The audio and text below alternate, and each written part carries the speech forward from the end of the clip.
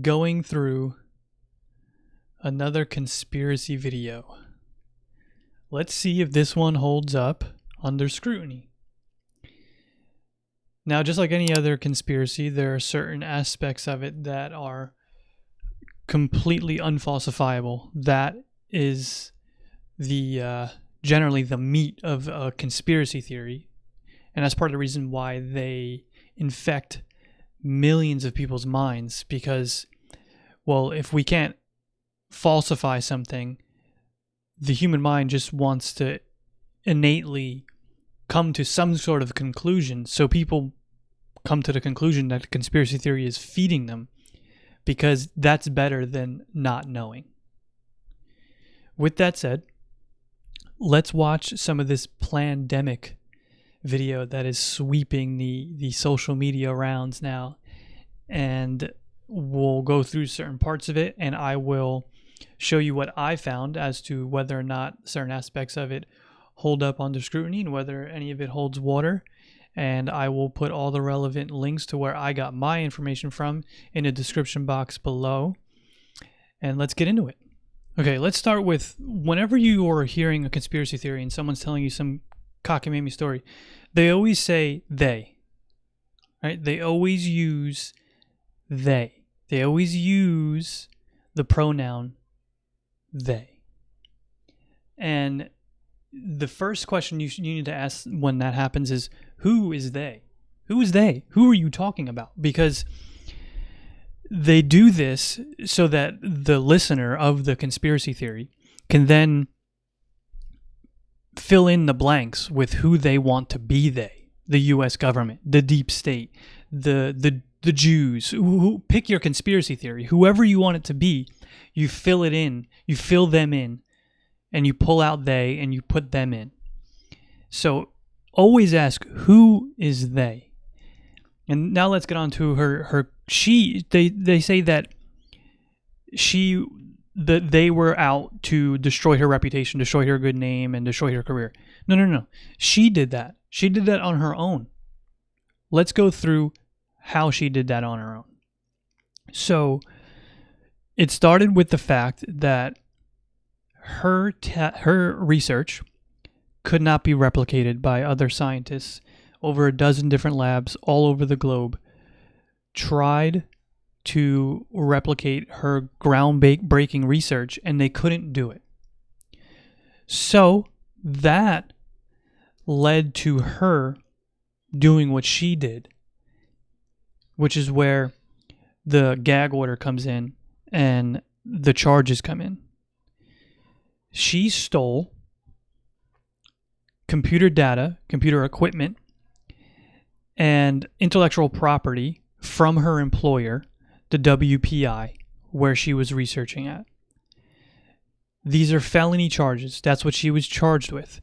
They say that she wasn't charged with any. Yes, she was. She was charged with possession of stolen property, unlawful taking of computer data and equipment and supplies from the WPI. She was also leveled against her was a civil suit, and that's where the gag order comes in. They're trying to intentionally conflate the gag order with the criminal charges that are filed against her.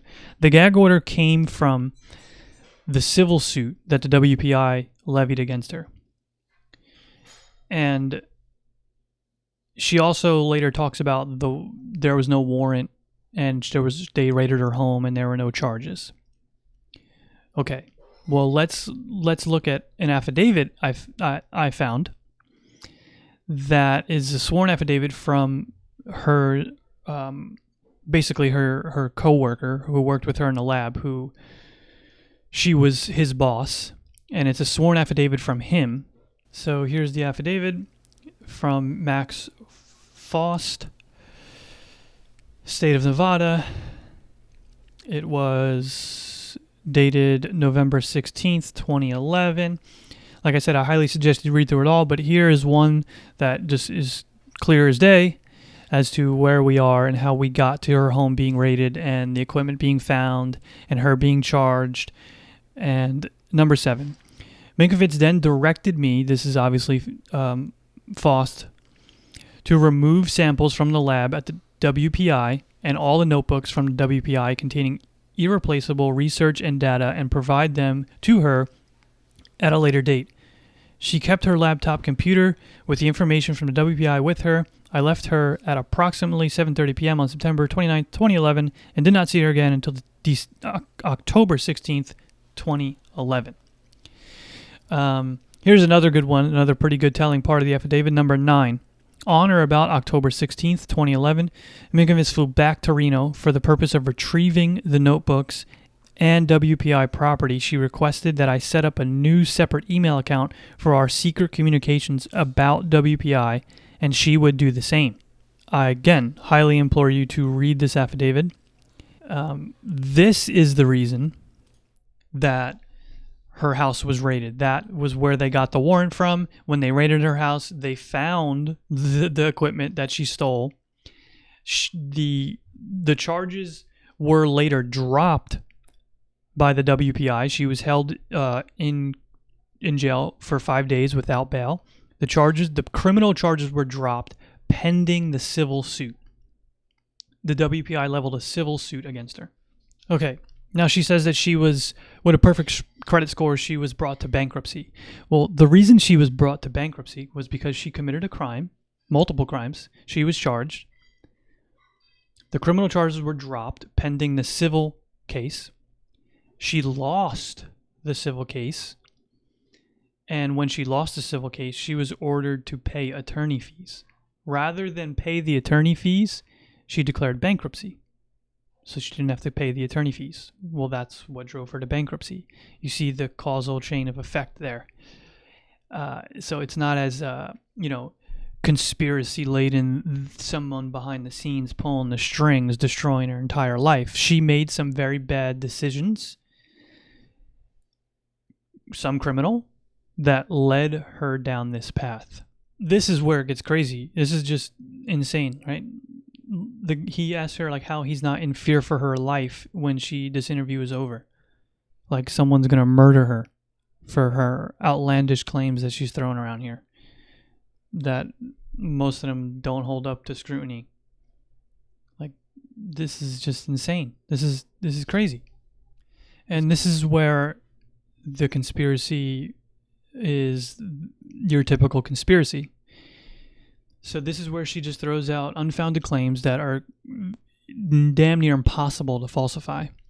And this is why conspiracies work so well for people. Because this is the part that is the unknown. So she just throws out wild conspiracies. But when you throw out these crazy claims, if you're going to make extraordinary claims, you need extraordinary evidence. And if you don't have extraordinary evidence, and you're throwing out these claims with, willy-nilly, then I can throw away your claim just like as you threw it out. I can disregard it just as easily because there are no factual evidence that can be found to either corroborate or falsify what she's saying. So people then just jump to their own conclusions and they come up with their own ideas. And they have their preconceived notions about Fauci or about this pandemic, and their imagination runs away with them, and that's how it happens. And, you may ask why Fauci? Why she'd bring up him? Well, it seems, based on her past, that she may have an axe to grind with Fauci. Was going to grant Mikovits $1.5 million to further her research, to fund her research based on her original paper. That never happened. Why did that never happen? Well, let's go over it. So here's where you have the proof of her original study, her original research could not be replicated. Science Mag, the same magazine, the same publication that produced and wrote her first research, her original findings, then came out. Judy Mikovits has a rough few weeks. On September 22nd, Science published an online 9-lab study widely seen as the final blow to the theory championed by Mikovits and colleagues in an October 2009 Science paper. Where does that take us? False positive. Here you go. For the past 2 years, a controversy has roiled around the purported link between a mouse retrovirus, XMRV, and CFS, a baffling, debilitating disease with no known origin. An October 2009 paper in Science found XMRV in the blood of 2/3 of CFS patients examined, but more than a dozen labs have failed to replicate it to date. Millions of dollars have gone into clarifying the question, which has had far-reaching consequences for people with CFS. And if the virus lurked in the blood supply, the public at large.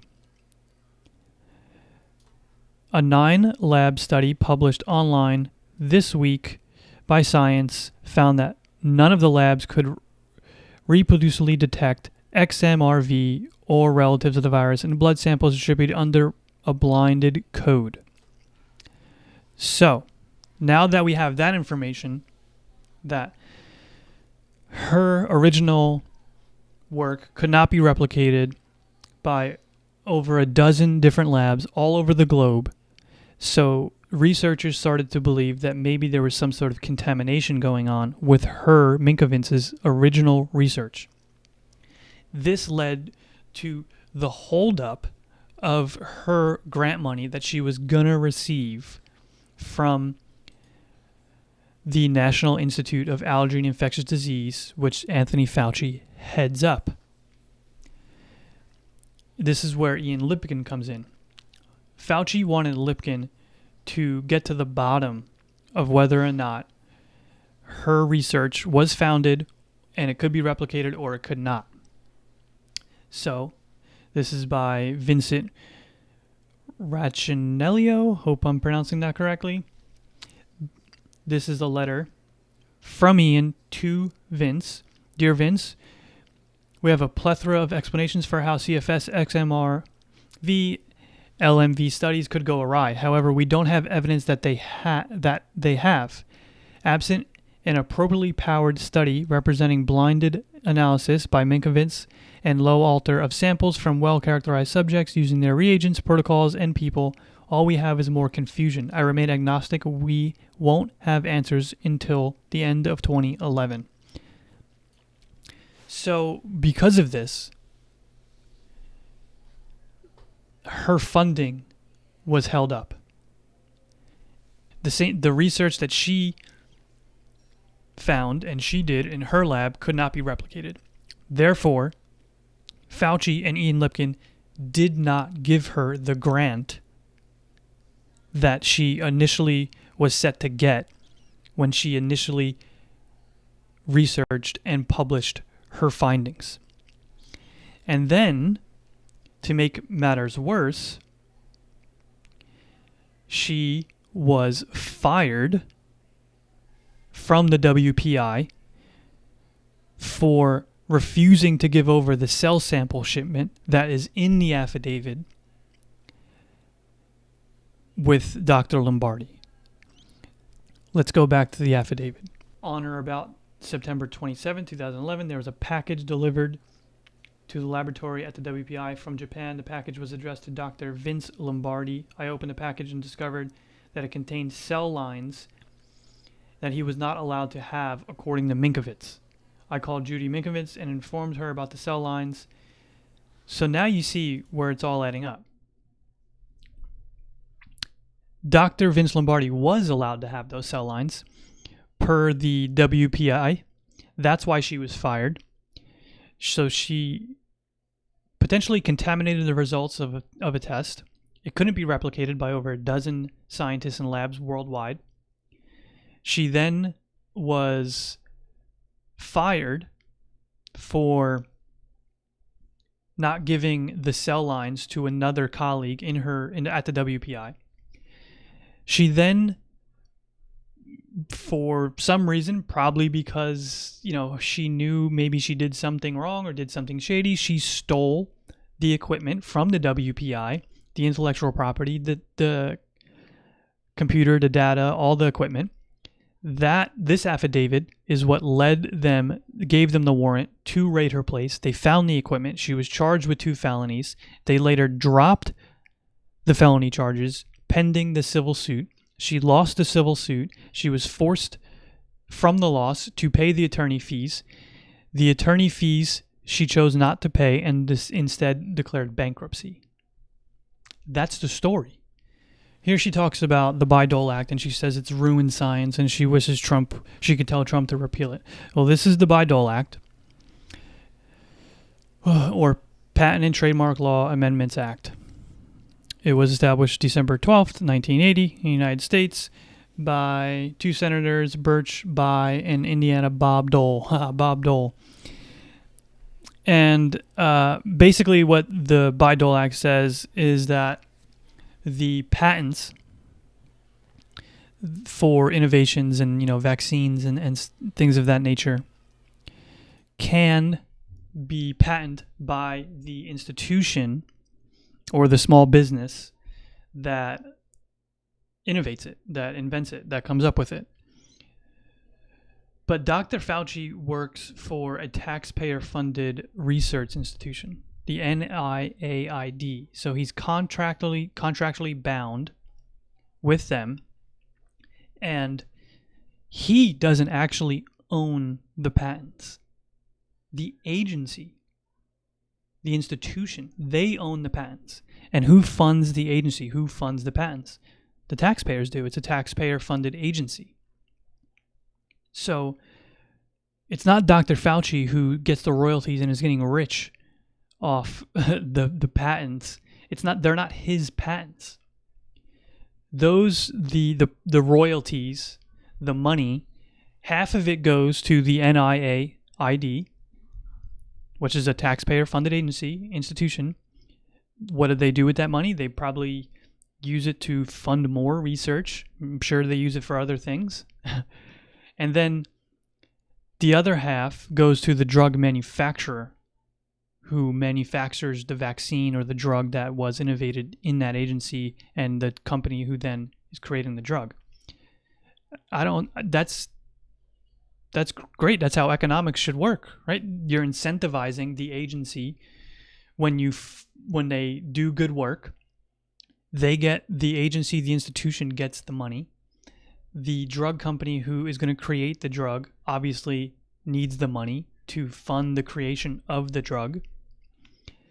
And this would help actually spur on, more innovation in that agency and other competing agencies who want that funding so that they can make the discoveries. So when they say that, Fauci's got the patents, and he's got some double-handed side to him, and he's talking out both sides of his mouth. He's got a patent, but he's saying this thing, and he's getting rich. It's not the case. It's not how it works. And then this is where her crazy anti-vaxxer stuff comes in. She claims later in this video, you'll see that she's not an anti-vaxxer, but she just said that they again, here's they, it's popping up. They have killed millions with their vaccines. Who's they? It's sad because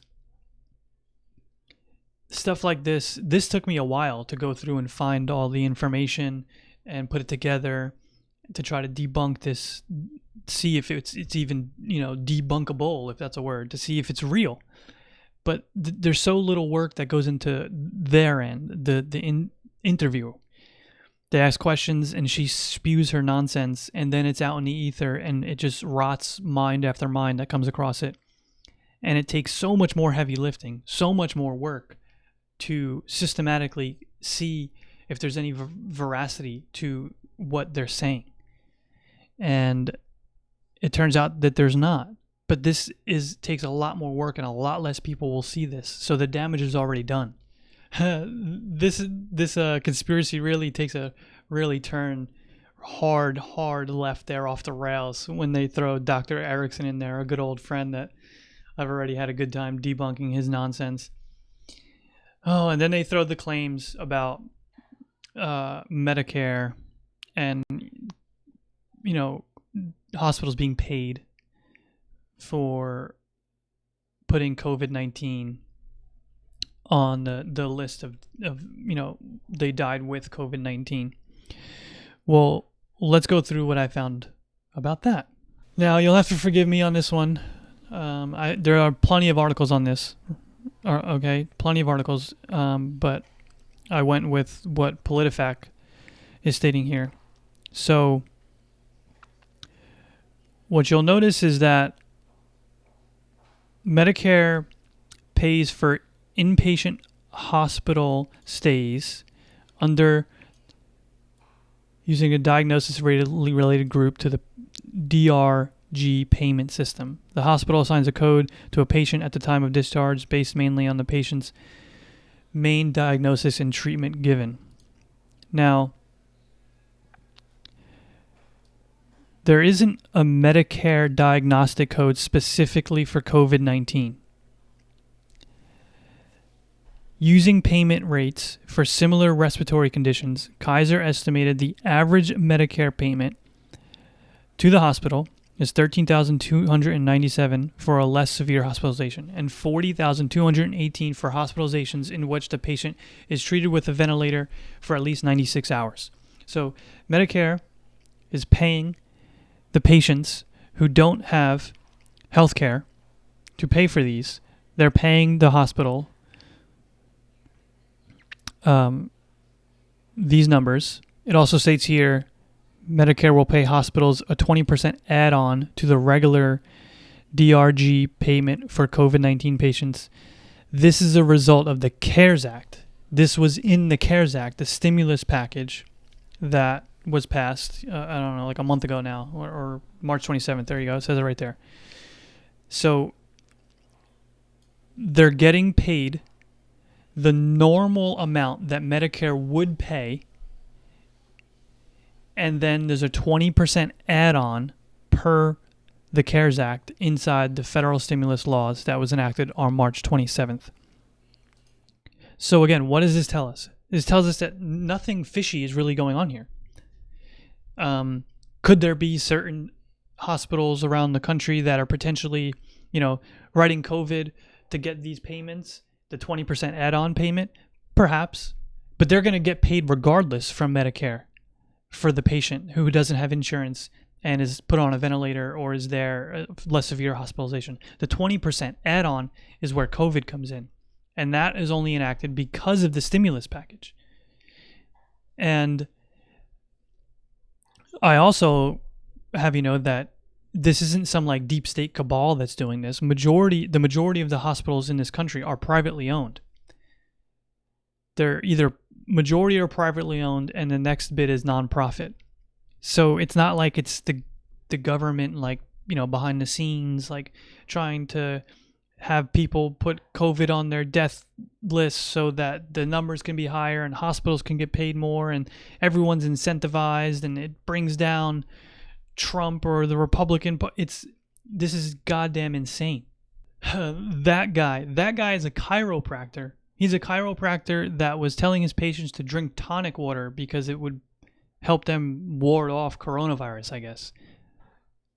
He's not an immunologist or virologist. He's barely even a doctor, okay? He's a chiropractor.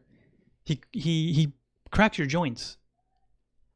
And this guy is over here claiming that he knows better than virologists and Dr. Fauci's vaccine, which we already went over and told you that he's not actually getting.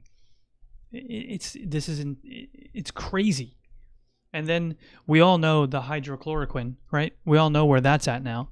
There's multiple studies where they've now found that it's not as effective as the original small study, small research that wasn't even yet replicated or tried to be trialed.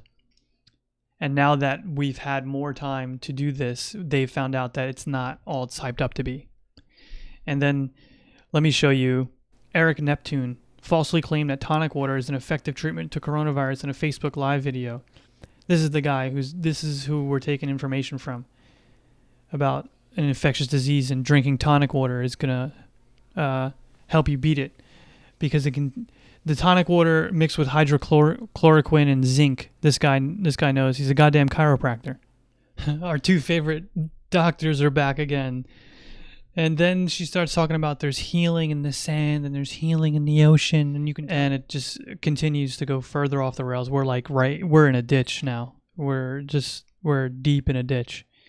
And they start talking about how, you shouldn't be wearing masks, and we weren't wearing masks. What do you think one of the reasons why the disease spiked in this country? Because we weren't testing, we weren't wearing masks. And it's one of the reasons why we have over a million cases, over 75,000 deaths at this point. If you look at countries that handled it pretty well, like South Korea and Japan, they wore masks and they mass tested. So, I mean, those are the reasons that their doctors say that they did so well is they had past experiences with SARS and MERS. And they knew that mass testing and contact tracing and wearing masks would help immensely. We didn't do that here. We were late to the party. There are dissenting voices. This is a dissenting voice, but it's nonsense. And the YouTube or, platforms taking down this information, they're free to do that, man. It's a private company. You can spew your nonsense or whatever you want to say, but if you're yelling into my house, I can go over and close the window. That's what YouTube is doing. They're closing the window. They don't want to hear it. You're still outside yelling it, but just like YouTube is a private company, my house is privately owned, and I can close the window. They can close your video and take it off. They don't have to if it violates their terms of service. And I got to be honest with you, I'm all for it. I'm not big on the government. Like, the government shouldn't be touching, your freedom of speech and you saying things wherever, you can say them, obviously within limitations, the obvious caveats apply. But in terms of like Twitter and YouTube and Facebook and, your place of business where you work, they are free to not allow people to say certain things that they don't want to be said. And if we need to do it on a case-by-case basis. If you are spreading disinformation like this with claims that are erroneous or unfalsifiable, I should be allowed, as a private company, to not allow you to do that. Because like I said before, the heavy lifting comes in with me or someone else trying to go through and debunk everything you said. That's where the heavy lifting is done. I got to go through countless Google searches and read all this information just to get to the bottom of a 25-minute video. But what they did was so much easier. And now what they did is out in the ether, and it's spreading around like wildfire, and it's rotting people's brains. And this is literally how civilizations crumble. This is how societies fall apart. You get enough people believing these cockamamie conspiracies, and then they turn those ideas into actions, and they protest out in the streets with long guns about a virus and things being shut down, and it allows more people to spread it and more people to die. And they make terrible voting choices, like voting for Donald Trump, that leads to terrible leadership, which leads to more people to die, and 1,000 other problems around the world. It's half the reason why World War II happened, and the Jewish question, where that all started from. Conspiracy theories, they will just rot your mind. They are true. This is truly the virus we need to be trying to eradicate, because it's far more insidious. Says the chiropractor who ordered his patients to drink tonic water and take zinc to fight coronavirus.